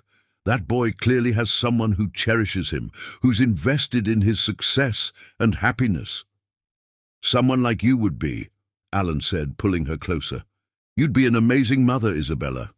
You have such patience, such wisdom. You make me want to be better than I am. The cruelty of his words was breathtaking. He was praising her maternal qualities while unknowingly describing how she'd raised the child he'd abandoned. Perhaps someday, she whispered, allowing tears to fall silently in the darkness. Tears he would interpret as emotion over their potential future together, when they were actually grief for the family he'd destroyed through his own selfishness. As Alan fell asleep beside her, Isabella lay awake, calculating the psychological damage she'd inflicted. The encounter with Ethan would haunt him now, creating a constant reminder of what he'd lost. Every time he thought about the brilliant, beautiful boy from the museum, he would feel the weight of his own failures as a father. But she wasn't finished yet. The psychological warfare had only just begun, and she had so many more weapons at her disposal.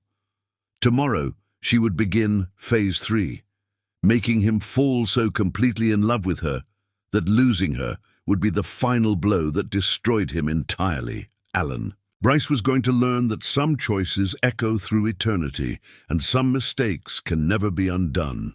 The boy he'd unknowingly met today was proof of both those truths. Chapter 8. The Perfect Revelation. The Waldorf Astoria's grand ballroom had been transformed into a glittering sanctuary of wealth and power for the annual Children's Foundation Gala, New York's most prestigious charity event.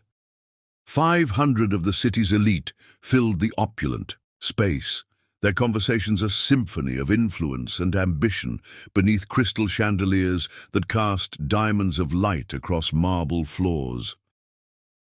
Alan Bryce stood at the edge of the crowd, his hand trembling slightly as he touched the small velvet box in his jacket pocket. Despite the financial chaos that had been consuming his empire for months, tonight was about something far more important.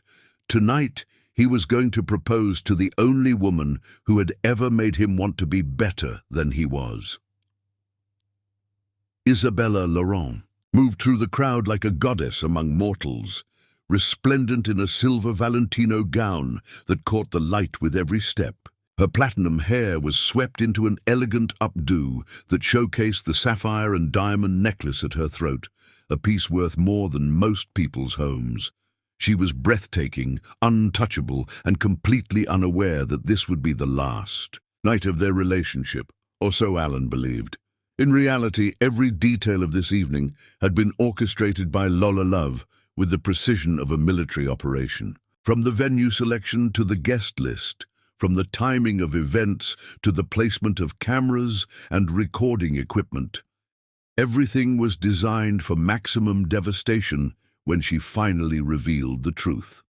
Ladies and gentlemen, the evening's host announced from the stage, "We're honored to have one of New York's most generous philanthropists, Ms. Isabella Laurent, share a few words about tonight's cause." This was her moment, the culmination of 7 years of planning, months of careful seduction, and a lifetime of pain transformed into the perfect weapon.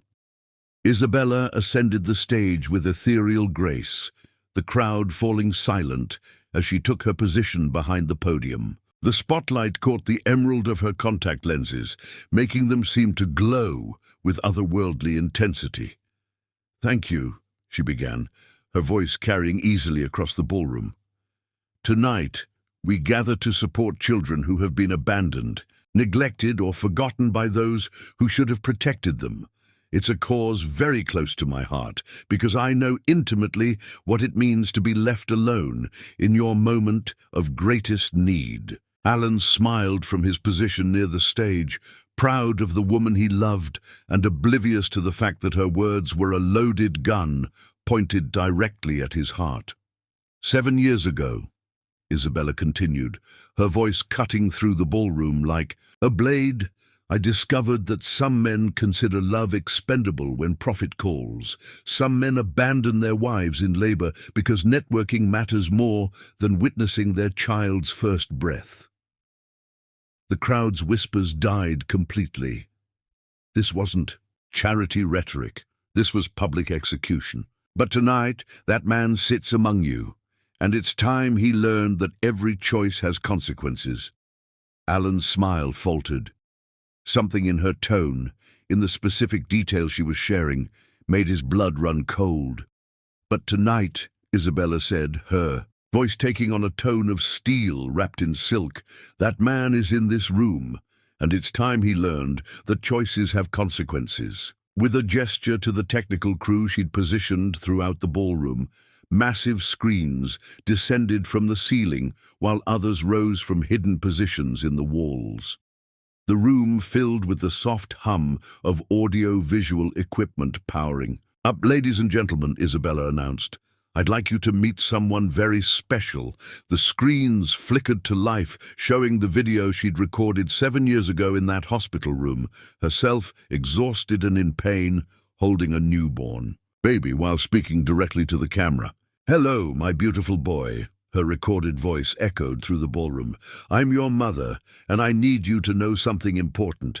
Tonight, while you were being born, while I was bringing you into this world, your father was at a party. The crowd gasped collectively as the full implications began to dawn on them. This wasn't just a charity speech. This was public execution. Alan's face had gone white as bone. He stared at the screens in horror, recognizing not just the words, but something deeper, more devastating. The woman in the video, the voice. He told me to come to the hospital with the maid because he had more important things to do. The recording continued. He chose champagne and business deals over watching you take your first breath. No, Alan whispered, the word torn from his throat like a physical wound. It's not possible. But even as denial filled his mind, his heart was recognizing what his eyes could barely accept. The bone structure beneath the different hair color and eye color, the voice beneath the European accent, the mannerisms he'd found so familiar. Isabella. Laurent was his wife. The woman he'd fallen desperately in love with was the same woman he'd abandoned 7 years ago. Hello, Alan, she said from the stage, her voice now stripped of its European accent, carrying the pure American tone he'd once known intimately. Did you enjoy falling in love with the same woman twice? The ballroom erupted in chaos as the full implications hit. Conversations exploded, camera phones appeared, and society reporters realized they were witnessing the scandal of the century. Alan pushed through the crowd toward the stage, his face a mask of devastation and disbelief. Sarah, he called out, using the false name he'd given Isabella for his ex-wife. No, she replied with a smile that could have frozen hell itself. Not Sarah. My name is Lola Love, and I'm the woman whose life you destroyed when you chose a party over your son's birth.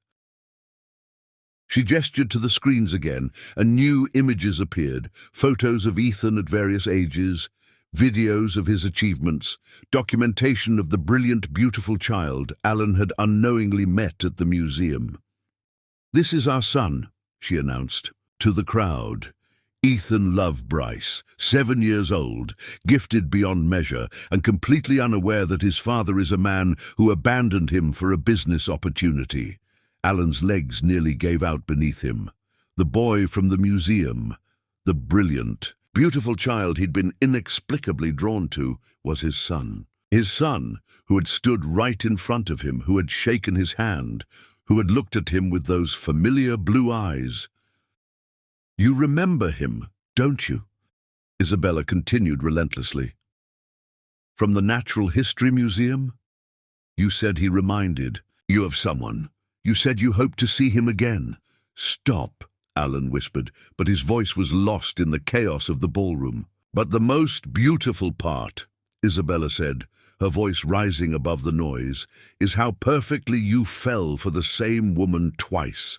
For months you've been pursuing me, falling in love with me, trusting me with your deepest secrets.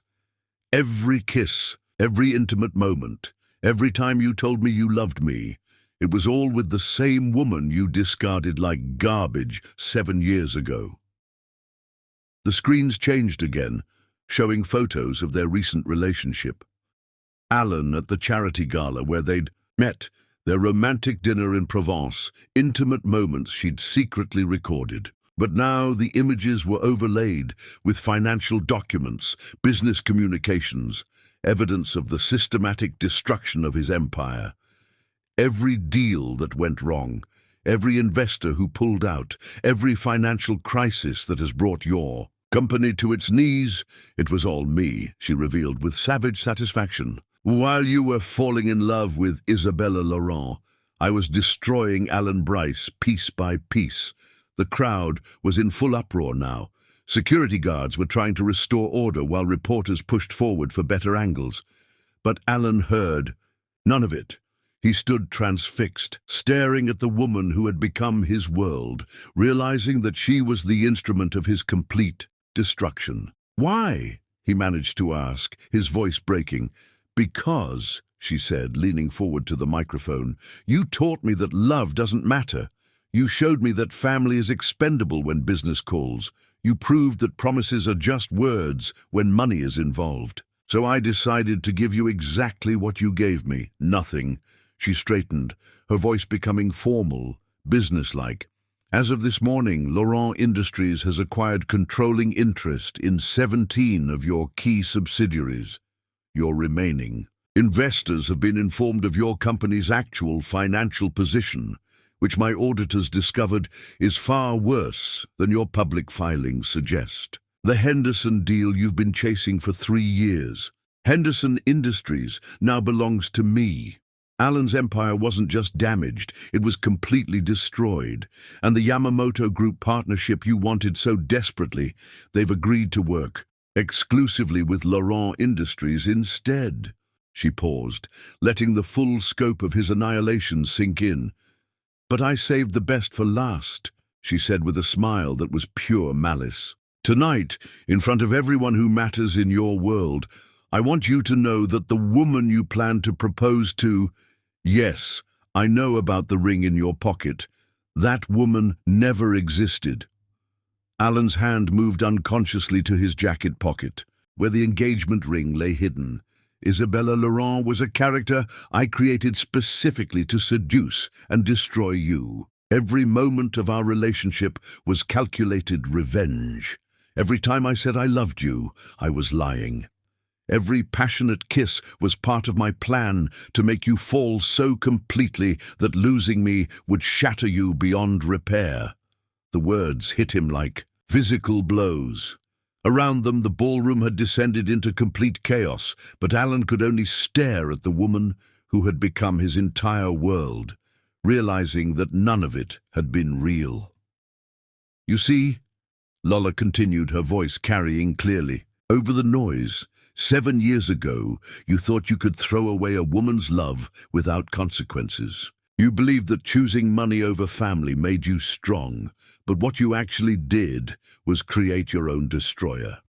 She gestured to the crowd, to the cameras recording everything, to the reporters who would make this the biggest scandal in New York's recent history. Look around you, Alan. This is what happens when you take love for granted. This is what you get when you abandon your family for a business opportunity. This is the bill for choosing a party over your son's first breath. Alan collapsed into a nearby chair, the full weight of his destruction finally hitting him. His business was ruined, his reputation destroyed, his love revealed as an elaborate deception. But worst of all, he'd lost his son. Twice, once through his own cruelty, and again by being too blind to recognize the child standing right in front of him. The beautiful irony, Lola said, delivering her final blow, is that you could have had everything. A loving wife, a brilliant, Son, a real family built on genuine affection instead of business transactions. But you chose greed over love, ambition over presence, money over meaning. She paused, letting silence fall over the ballroom for one perfect moment. Congratulations. Alan, you played yourself. As security finally began clearing the room and reporters shouted questions, Lola Love, no longer Isabella Laurent, walked off the stage with the same ethereal grace she'd maintained throughout the evening. Behind her, she left the wreckage of Alan Bryce, a man who had lost everything twice and who was finally beginning to understand the true cost of his choices. The revelation was complete, the revenge perfect, and the woman he'd destroyed had proven herself superior in every way that mattered. 7 years ago, he'd chosen a party over love. Tonight, love had chosen justice over mercy, and Alan Bryce had gotten exactly what he deserved. Chapter 9. Total Annihilation. In the 72 hours following the Waldorf revelation, Lola Love dismantled Alan Bryce's existence with the thoroughness of a forensic accountant and the ruthlessness of a war general. From Laurent Tower, she coordinated the final phase of his destruction while monitoring news coverage that had made their story the biggest scandal in Manhattan's recent memory. Financial networks called it the most sophisticated long-term revenge plot in Wall Street history. Social media dubbed her the Phoenix who burned down her own destroyer. The SEC filing is complete, Marcus Chen reported, placing a stack of documents on her desk. Every offshore account, every shell company, every tax avoidance scheme Bryce Industries has used in the past decade is now part of the public record. Lola smiled with cold satisfaction. The financial irregularities alone would trigger investigations that would tie Alan up in legal battles for years, even if he somehow managed to avoid criminal charges. And the media campaign? Executing perfectly. By noon today, every major financial publication will have detailed exposés on Bryce Industries' business practices. The Times is running a particularly devastating piece about his treatment of the Henderson family, apparently the way he's been trying to acquire their company mirrors exactly what he did to several smaller businesses over the years. It was beautiful in its thoroughness. Lola hadn't just destroyed Alan's current empire. She'd reframed his entire career as a pattern of ruthless exploitation. Every successful acquisition, every hostile takeover, every business triumph was now being re-examined through the lens of his character defects.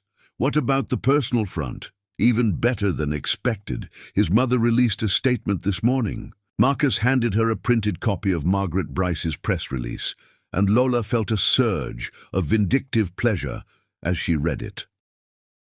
After learning the truth about my son's abandonment of his wife and child, I can no longer support or enable his behavior.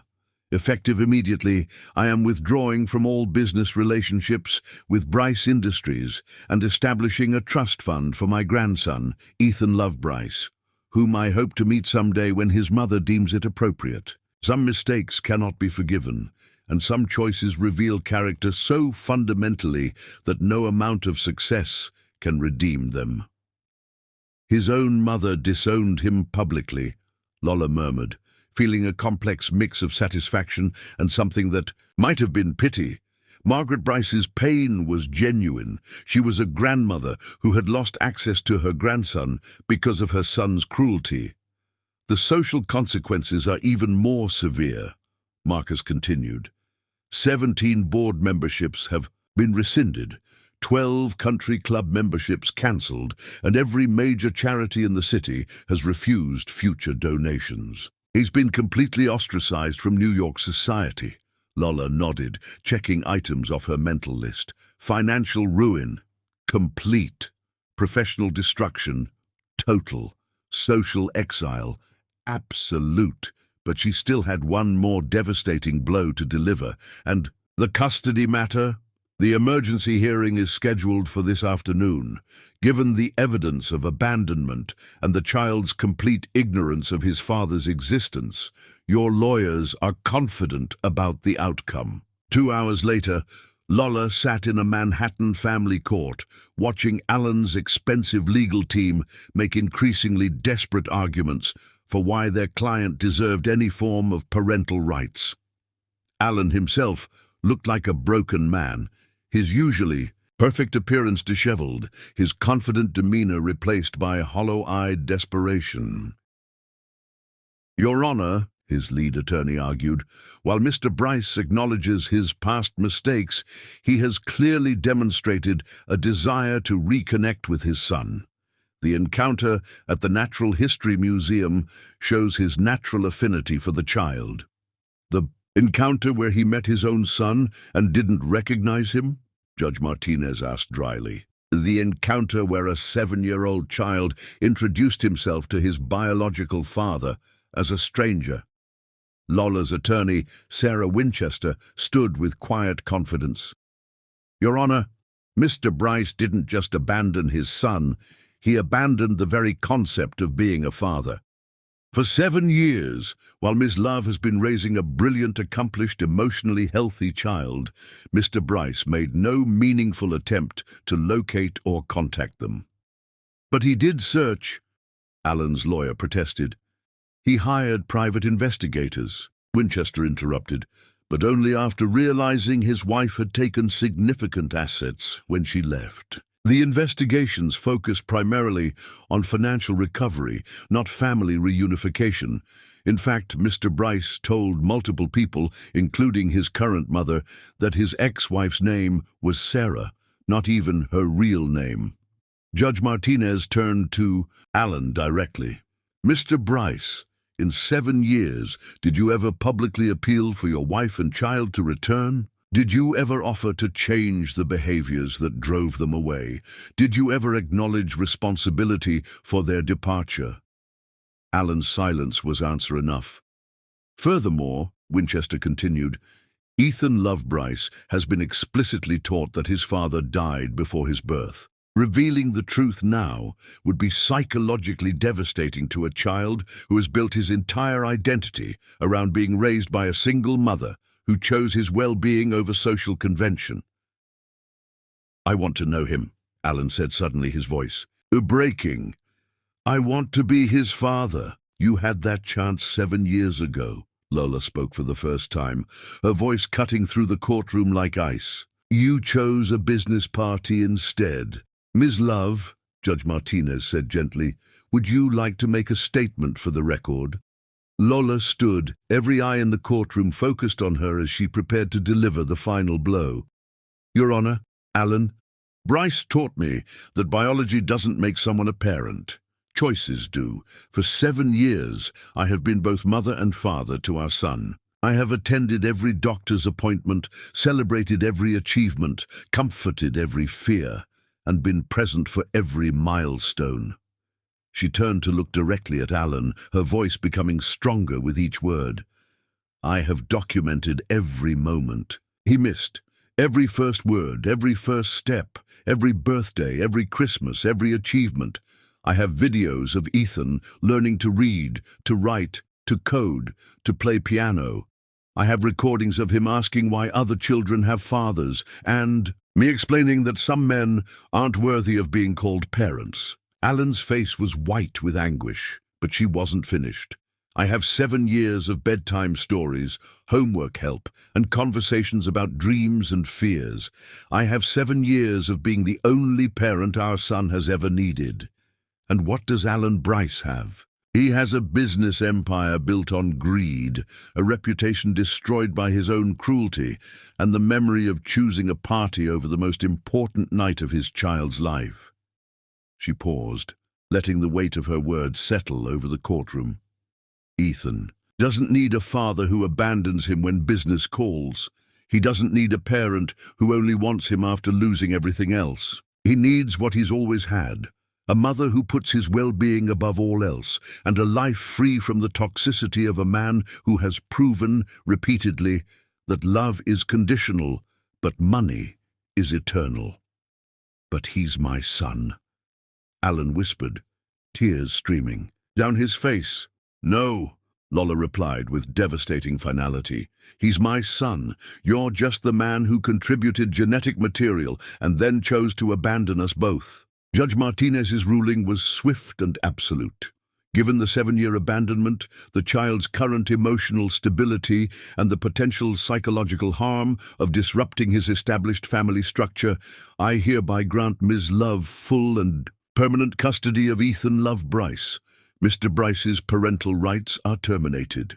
As they left the courthouse, Alan's lawyers surrounded him, trying to explain appeals processes and legal options. But Lola could see in his eyes that he understood the truth.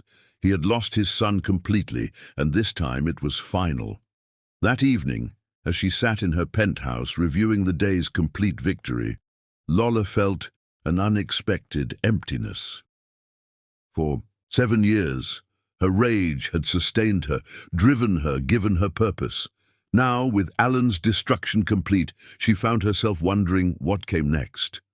Her phone buzzed with a video call from Ethan, who was staying with his tutor while she handled the legal proceedings. "Mommy!" His bright voice filled her apartment. "Guess what? I finished my sustainable energy project, and Professor Williams says it's good enough for a graduate thesis."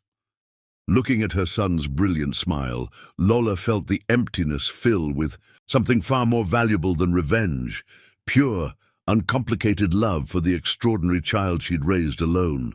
"That's wonderful, sweetheart," she said, and meant it completely. "Are you coming home soon? I miss you." "Very soon, darling. Mommy just finished some important business." As she ended the call, Lola realized that her revenge was complete, not just because she'd destroyed Alan, but because she'd proven that she and Ethan were better off without him. They had built something beautiful from the ashes of his cruelty. Alan Bryce had lost everything: his money, his reputation, his family, his future. He would spend the rest of his life knowing that the son he'd abandoned had grown up to be everything he could have been proud of, if only he'd been present for the moments that mattered. But most importantly, he would know that Lola Love had not just survived his abandonment, she had thrived beyond his wildest imagination, creating a life so successful and fulfilling that his absence had become irrelevant. The man who had once made her feel disposable had learned that some women, when discarded, don't just disappear. They evolve into something far more dangerous than he ever imagined possible. The total annihilation was complete, and it was perfect. Chapter 10. The Ultimate Victory. 2 years after the Waldorf revelation that had annihilated Alan Bryce's empire, Lola Love stood before a mirror in the Plaza Hotel's bridal suite, radiating the deep contentment of a woman who had not merely survived betrayal, but had transformed it into triumph. The reflection showed someone completely at peace, not the calculated performance of Isabella Laurent, but the authentic joy of a woman who had built something beautiful from the ashes of cruelty. "Mommy, you look like a princess," 9-year-old Ethan said from his position on the velvet settee, resplendent in his own tailored suit. At 9, he was even more remarkable than he'd been at 7. Taller, more confident, and possessed of an emotional intelligence that made him wise beyond his years. "Thank you, sweetheart," she replied, reaching over to adjust his silver tie. "Are you ready to walk me down the aisle?" "I've been practicing all week," he said proudly. "Dr. Mitchell says it's important that I understand what today means. That Marcus isn't trying to replace anyone. He's just joining our family." Lola's heart swelled with pride. Even after learning the truth about his biological father, a conversation she'd had with him 6 months ago, with Dr. Mitchell's guidance, Ethan had processed the information with remarkable maturity. He'd asked thoughtful questions, expressed appropriate sadness about the situation, but ultimately concluded that his life was perfect as it was. "Marcus makes you happy," he'd said simply, "and he makes me happy too. That's what matters." Marcus Chen had been her business partner for 3 years before becoming something more personal. Unlike Alan, who had seen relationships as transactions, Marcus understood that love was built on presence, consistency, and genuine care. He'd been there during Ethan's science fairs, helped with homework, attended piano recitals, and earned his place in their family through daily acts of devotion rather than grand gestures. Most importantly, he'd never once asked her to be anything other than exactly who she was. A soft knock interrupted her thoughts. "Ms. Love, they're ready for you," came the voice of the wedding coordinator. Lola took one last look in the mirror, seeing not just a bride, but a woman who had rebuilt herself from the ashes of betrayal and emerged stronger than ever. Laurent Industries now employed over 10,000 people across 3 continents. Her foundation had provided scholarships to hundreds of disadvantaged children. She was regularly featured on lists of the world's most powerful women, but more than any professional achievement, she was proud of the mother she'd become and the son she'd raised. "Ready, darling?" she asked Ethan, offering him her arm. "Ready, Mommy?" The plaza's oak room had been transformed into a garden paradise, with white roses and ivy, creating an intimate atmosphere for their small gathering of true friends and chosen family. As the doors opened and the string quartet began playing, Lola felt a moment of pure contentment. This was what love looked like when it was real. Not the desperate obsession Alan had felt for Isabella Laurent. Not the calculated seduction she'd used as a weapon, but the steady, nurturing partnership she'd built with Marcus. As she and Ethan walked down the aisle, she saw Marcus waiting at the altar with tears of joy in his eyes. Beside him stood his best man, his brother David, while her maid of honor, Dr. Sarah Mitchell, beamed with pride from the other side. The guests were small in number but perfect in their selection. Business partners who had become true friends, teachers and mentors who had helped shape Ethan, and the few family members who mattered. Margaret Bryce sat in the 3rd row, having gradually earned her way back into their lives through consistent respect for Lola's boundaries and genuine love for her grandson. What Lola didn't see, because she refused to look for him, was the figure hunched in a car across the street from the Plaza Hotel. Alan Bryce had lost everything in the 2 years since his public destruction. His fortune was gone, seized by creditors and government agencies investigating his business practices. His reputation was permanently destroyed. He couldn't get a job managing a convenience store, let alone rebuilding a corporate empire. His health had deteriorated from stress, and what his doctors suspected was a developing drinking problem. But the worst loss was the knowledge that somewhere in the city, his son was growing up brilliant and happy without him. Through private investigators he could barely afford, Alan had followed Ethan's achievements, science fair victories, piano recitals, academic honors. Each accomplishment was a reminder of the extraordinary child he'd abandoned and the incredible woman who'd raised him alone. He knew about today's wedding. He knew that Lola was marrying a man who had earned Ethan's love and respect through presence and consistency. He knew that his son would soon have the father figure he deserved, someone who chose family over business, love over money. From his car across the street, Alan watched the life he could have had if he'd made different choices 7 years ago. Inside the oak room, the ceremony was reaching its culmination. "Do you, Lola Love, take Marcus Chen to be your husband, in love and partnership, for all the days of your life?" "I do," she said clearly, her voice carrying the absolute certainty of a woman who had learned the difference between real love and its toxic imitators. "Do you, Marcus Chen, take Lola Love to be your wife, in love and partnership, for all the days of your life?" "I do," Marcus replied, his voice thick with emotion. "And Ethan," the officiant continued, turning to her son with a warm smile, "do you welcome Marcus into your family as your stepfather?" "I do," Ethan said solemnly, then broke into a grin. "And I'm excited to teach him how to code."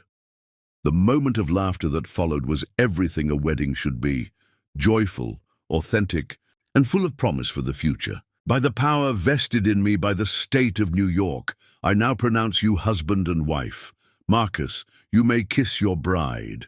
As Marcus and Lola shared their first kiss as husband and wife, Ethan beamed beside them, and the small gathering erupted in applause. During the reception that followed, Margaret Bryce approached Lola with tears in her eyes. "Thank you," she said simply, "for letting me be part of this, for letting me know my grandson." "You've earned your place here," Lola replied graciously. "You chose love over loyalty to your son's mistakes. That matters. He's watching you." "No," Margaret said quietly. "From across the street, I saw him when I arrived." Lola felt a momentary tension, then surprised herself with how little she cared. "Then he can see what a real family looks like," she said. "Maybe he'll learn something." As the evening wound down and guests began to depart, Lola stood at the window of the oak room, holding Marcus's hand, while watching Ethan charm the remaining adults with his explanation of quantum computing applications. "Do you ever wonder what would have happened if he'd made different choices?" Marcus asked quietly, following her gaze to their son. "Never," Lola replied with absolute certainty. "If Alan had been a better man 7 years ago, I never would have become the woman you fell in love with. Ethan wouldn't be the extraordinary child he is.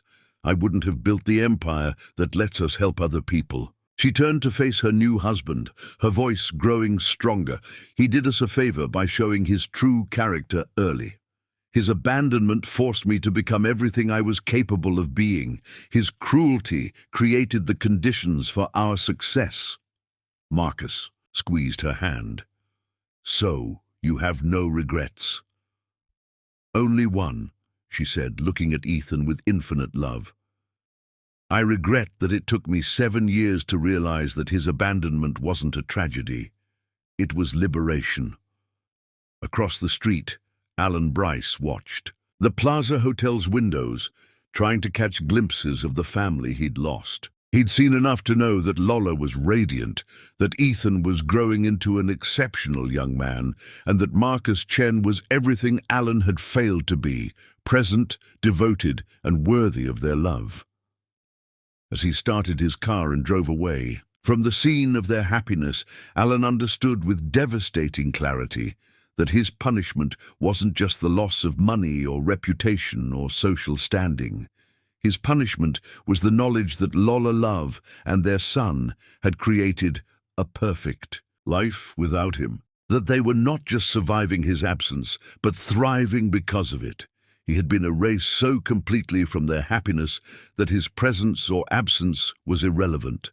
The woman he'd discarded as disposable had proven herself to be extraordinary. The child he'd abandoned for a business party had grown up brilliant and accomplished without any help from him. The family he'd destroyed through his selfishness had rebuilt itself into something more beautiful than he'd ever deserved. Alan Bryce had learned the ultimate lesson: some choices echo through eternity, and some mistakes can never be undone.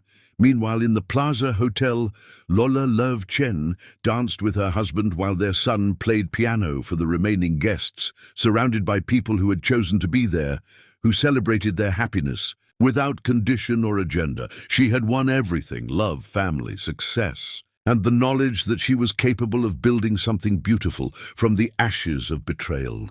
The woman who had once been broken by abandonment had become unbreakable through her own strength. The revenge was complete, the victory absolute, and the future unlimited. Some stories end with forgiveness and reconciliation. This one ended with justice, triumph, and the perfect understanding that the best revenge isn't just living well. It's becoming so successful that your destroyer becomes irrelevant to your happiness. Lola Love had achieved the ultimate victory. She had created a world where Alan Bryce simply didn't matter, and that was the most perfect ending of all.